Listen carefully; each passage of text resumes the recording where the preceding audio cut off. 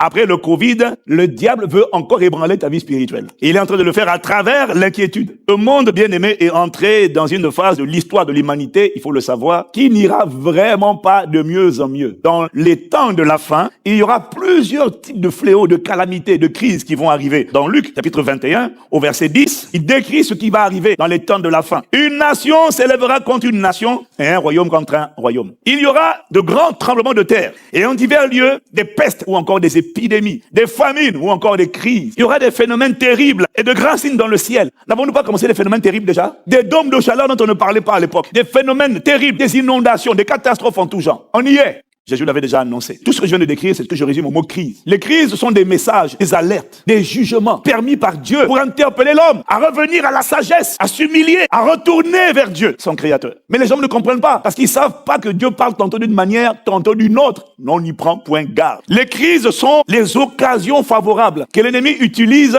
pour cibler le cœur des êtres humains avec le virus de la peur, l'angoisse, l'inquiétude. Et là où quelqu'un ne garde pas son cœur, il rentre dans le cœur, puis il injecte le venin, le poison de la peur. Et ce poison désarme complètement les êtres humains. Il enfante la phobie, les angoisses. Mais à toi, son disciple, Jésus dit, quand vous entendrez parler de guerre et de soulèvement, n'est-ce pas ce qu'on voit déjà aujourd'hui? Ne soyez pas effrayés, car il faut que ces choses arrivent, premièrement, mais ça ne sera pas encore la fin, mais ça sera l'amorce d'un changement de phase. Mais malgré tout ce qui s'annonce, le Seigneur dit, ne t'inquiète surtout pas. Matthieu 6, 34, ne vous inquiétez donc pas du lendemain. Proverbe 12, verset 25, l'inquiétude dans le cœur de l'homme l'abat. Mais une bonne nouvelle le réjouit. Ça signifie quoi? L'inquiétude dans le cœur de l'homme l'affaiblit, lui fait perdre ses forces. Hier, il était fort. Dès que l'inquiétude rentre en lui, la force s'en va. Il commence à se prosterner et à fléchir et à chanceler à cause de l'inquiétude. L'inquiétude n'est donc pas seulement une émotion. L'inquiétude est spirituelle d'abord. Ça agit sur l'âme, mais dès que ça rentre dans le cœur, ça fait rentrer un exterminateur qui va presser le cœur avec la peur.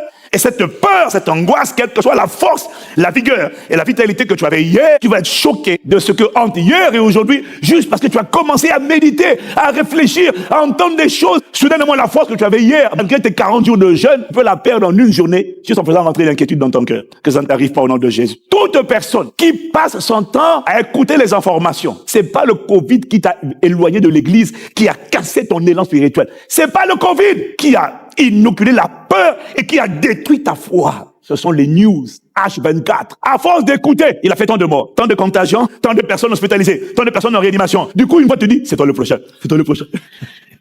Ce qui t'a éloigné de l'église, c'est pas que le Covid, parce que même quand l'église avait été immunisée, toi, on ne te voyait plus. Ton zèle a été cassé. Ta ferveur spirituelle a été cassée. Ton désir de communier avec tes frères a été cassé. Non, aujourd'hui, le Covid est passé. Mais là, maintenant, il n'y a pas une crise. Tu as toutes sortes de crises. Il n'y en a pas une, il y en a plusieurs. Et quiconque passe son temps à entendre parler, mettre la radio, mettre les infos, l'Esprit m'a dit, sans que tu aies compris comment, tu vas remarquer, à un moment donné, ton zèle pour la prière, pour la présence de Dieu, a juste pris un coup. Tu n'as pas compris comment. Mais quand il faut prier, tu deviens comme un escargot, un rhinocéros. Tu deviens quelqu'un quand il faut prier. Allez prier.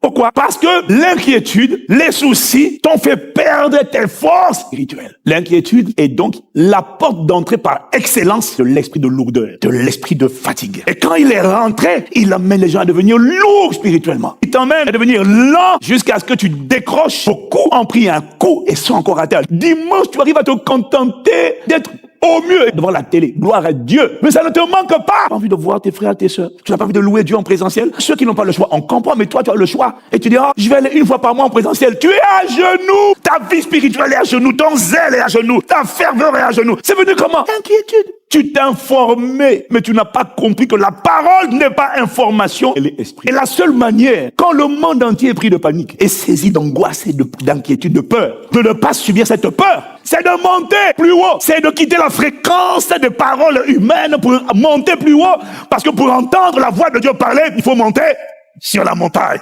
Exode 24, verset 12. L'Éternel dit à Moïse, monte vers moi sur la montagne et reste là. Je te donnerai des tables de pierre, la loi et les ordonnances que j'ai écrites pour leur instruction. C'est sur la montagne que Dieu parle. C'est sur la montagne qu'on entend un autre son. Le monde dit peur, peur, panique. Ceux qui sont sur la montagne, non, calmez-vous. Non seulement ça devait arriver, mais je t'instruirai. Je te montrerai la voie que tu dois suivre. Je te conseillerai et j'aurai le regard sur toi. C'est sur la montagne qu'on entend Dieu. Ce n'est pas le fait d'être enfant de Dieu qui te met met à l'abri de la crise, de l'épidémie. Encore faut-il être un enfant, un serviteur de Dieu qui apprend à entendre Dieu. Regarde Élie. Dans 1 Roi 17, verset 3, Dieu lui a dit, pars d'ici, dirige-toi vers l'Orient, cache-toi près du torrent de Kérith qui est en face du Jourdain. Tu boiras de l'eau du torrent et j'ai ordonné au corbeau de te nourrir là. Ce qui l'a sauvé, c'est pas qu'il était un serviteur de Dieu. Ce qui l'a sauvé de la crise, la famine, c'est que c'était un serviteur de Dieu qui est monté sur la montagne pour entendre ce que Dieu disait. Et Dieu a toujours une provision. Dieu a toujours une instruction. Dieu a toujours une direction.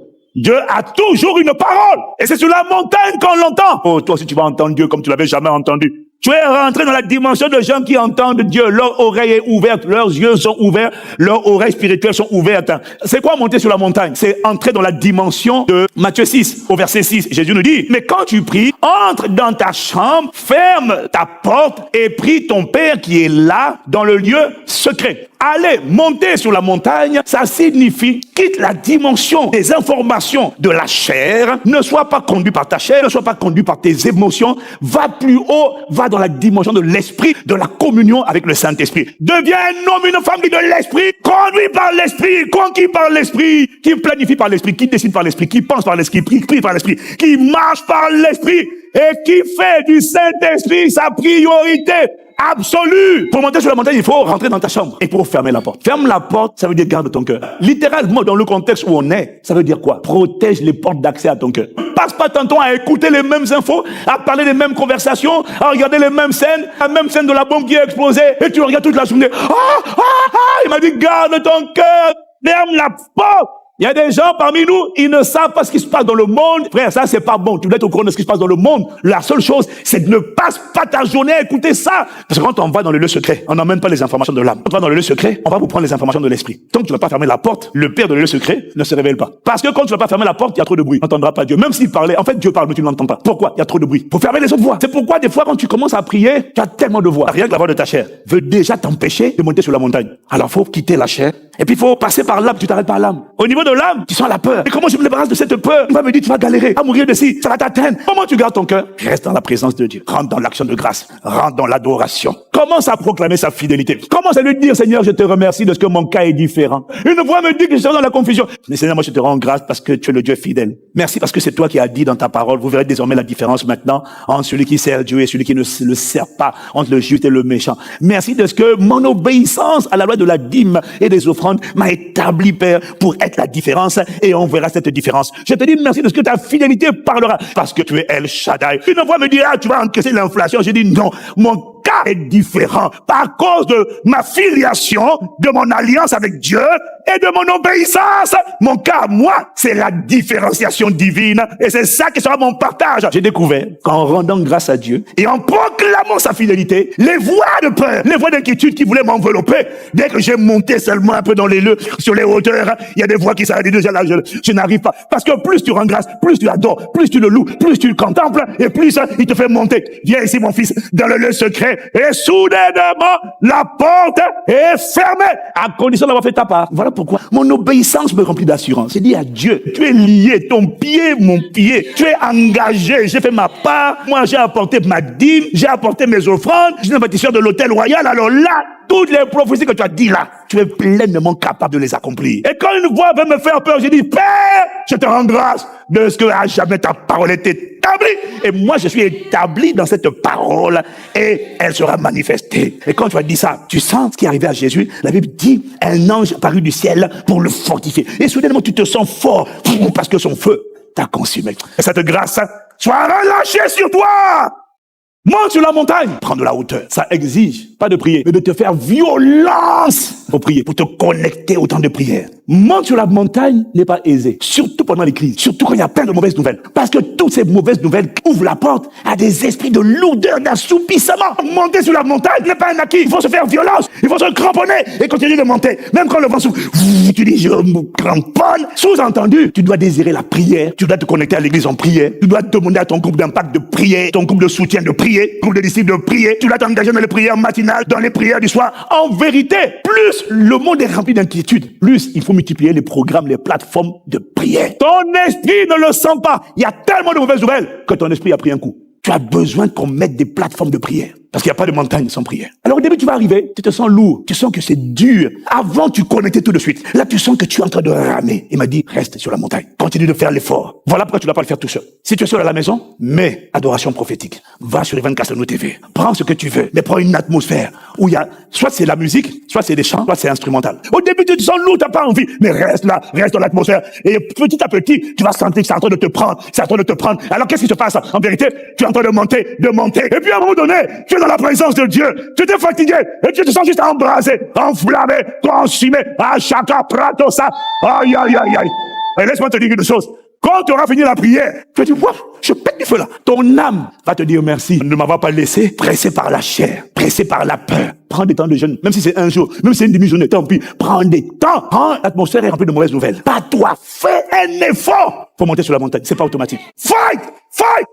Acclame-le pendant que tu l'acclames. Il aura lâché la grâce.